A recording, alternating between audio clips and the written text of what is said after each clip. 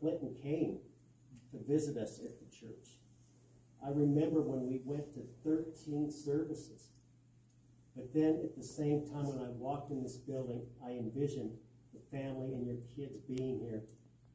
And even though their lives were cut short, there were so many things that warmed our heart and made this community what it is today. I would hopefully that you, on the media this past week, they ran pictures that I talked about, and hopefully you had a chance to see those off of Channel 9.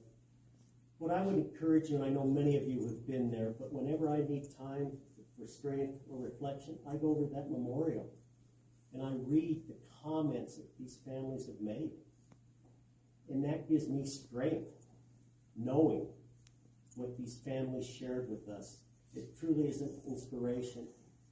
And I can remember, I think it was, I looked at this every day as I sat in my office, and I had what I referred to as the wall of my beloved 13. And people said, Frank, how could you do this and look at this for the next 15 years that you stayed here? The reason I did it, it gave me inspiration. And I can't tell you, every day that I walked out the door, I touched that wall, and there was nothing I couldn't do because I know they were walking with me. And that gave me so much strength. I made a comment, when someone you love becomes a memory, the memory becomes a treasure. These 13 are our treasure. It was on June 16, 2006. It was a groundbreaking ceremony for the Columbine Memorial. And I know all the families were there.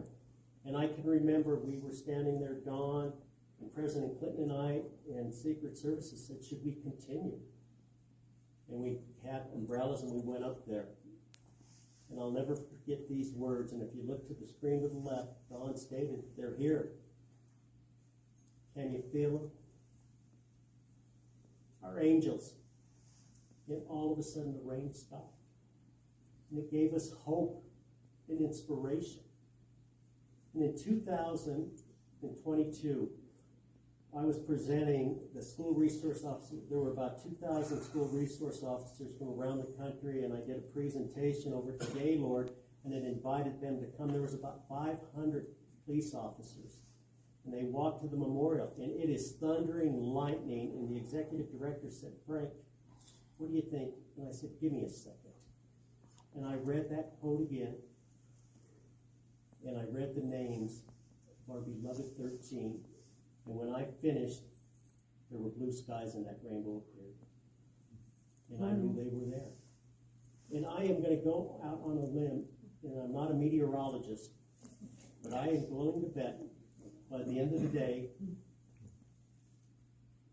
we're going to have blue skies because they are with us. And even on the darkest days, and I can remember on April 20th, we had blue skies, but the days following, there was snow and snow. And I really questioned, would we ever have light in this community again? But they are. They are providing that sunshine. It's so important. Gerda Wiseman Klein was a Holocaust survivor. And I met her, it was 9 months after, and she came to talk to our students at our school. And she said, what you went through, I went through at the same time. And she said when she was liberated by an American GI, Kurt, she married him. And she said, I know what you're going through. And she was 70 pounds in wide hair. But she said, and she sent me something, she said, with the 1 year remembrance and taking us back to 2000, April 20th of 2000, we must have had 70,000 people over there. And I can remember reading this from Gerda. The members of the Columbine school community will serve as guiding lights for the youth of our entire nation and world. Thus, we'll be able to turn pain into healing, ignorance into enlightenment, and hatred into love. And that is what our community has done. It was a day that Columbine will always remember. But look at where we are today. And I can tell you, as I go around speaking to others, we provide hope. And I want to thank the families for all that you've done for this community. Because so many times, and I'm talking personally, you consoled me. And not only me, but so many others. And by you being here today, that's what this community represents. And their legacy of our beloved 13 is living on. And I just want to thank you. And you mean the world to us. And I remember that we were able to raise over $3.5 million, the healing of people everywhere at this library. And we had little kids that were donating. If you saw the story at Columbine Hills, they raised over $5,000 in pennies. And when those kids walked into this library as freshmen, they said, we helped build this. And it's all of you've done. And so it's a lasting memory. And what Columbine, as I stated earlier, we're always going to remember, but Columbine represents hope for us and for this entire world, and we need that more than ever right now. Today, we dedicated April 20th as a day of service. Governor Polis did that. And what we need now, our country is divided. It scares me. And I grew up during the 60s and 70s in the Vietnam War, and our country was divided, but I'm worried where we are right now. And so what I would ask is we need random acts of kindness. There's a Chinese proverb that states, a journey of 1,000 miles starts with a single step. And that single step could start right now. I would encourage each and every one of you reaching out to your families, your communities, and you've already done so. Oh my gosh.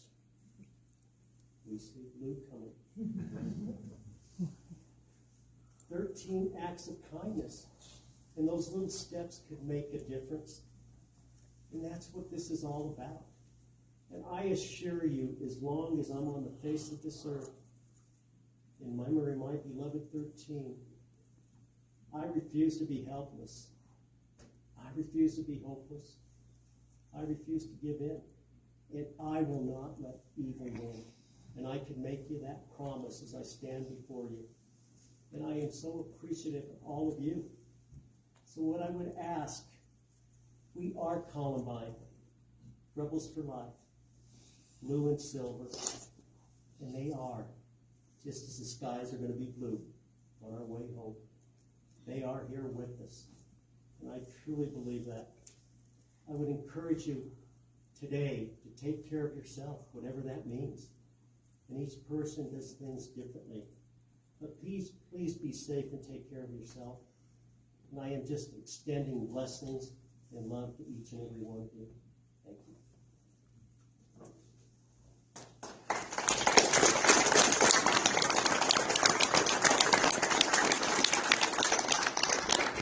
We have the library. Please take time to make connections and whatever you do, and then just please take care of yourself today. And love you all. Thank you. Thank you, Frank. Thank you.